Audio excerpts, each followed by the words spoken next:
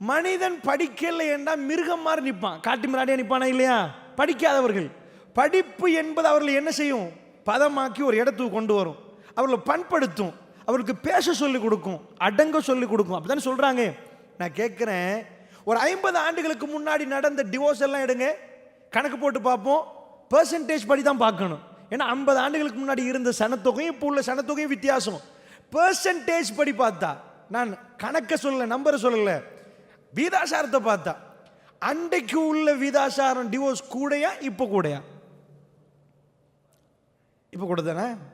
அப்போ நான் உங்கள்கிட்ட கேட்குறேன், படித்தவனுக்கு வாழ தெரியலையா? இவவும் படித்தவ, அவங்களும் படித்தவங்க, 2 பேரும் படித்தவங்க வாழ தெரியலையா? அல்லாஹ்வுடைய நல்லடியார்களே, என்ன நடக்குது? இவர்கள் படித்திருக்கிறார்கள், ஆனால் வாழ தெரியல. அப்போ இவங்க படிக்கலையா? இவங்க படிப்பு உதவலையா? நன்றாக புரிந்து கொள்ளுங்கள், இதுதான் அடிப்படை. அதாவது இப்போ நிறைய பேர் திருமணம் முடிக்கிறதுக்கு முன்னாடி நிறைய காதலிப்பாங்க. 5 ஆண்டுகள், 6 ஆண்டுகள், 7 ஆண்டுகள், 10 ஆண்டுகள். காதல் என்பது ஒரு மதம் மாதிரி பார்க்கப்படுகிறது. ஆனால் 1 வருஷம் அவர்களால் வாழ முடியலை. எங்க பிரச்சனை? இதை தான் உங்களுக்கு சொல்ல போறேன். பிரச்சனை எங்க, எந்த இடத்துல பிரச்சனை? இதே பிரச்சனை உங்க வீட்டிலையும் தொடர்ந்தால், அல்லாஹ்வுடைய தீனை ஒரு பக்கமாக வைத்து இந்த சமூகம் போற போக்கில் நீங்கள் திருமணம் முடித்து கொடுத்தால், வல்லாஹி சொல்கிறேன், உங்க வீட்டிலே உங்க கண்ணு முன்னாடி நீங்க அந்த முசீபத்தை பார்க்க போறீங்க. உங்க நெஞ்சு வெடிக்க ஆரம்பிக்கும்.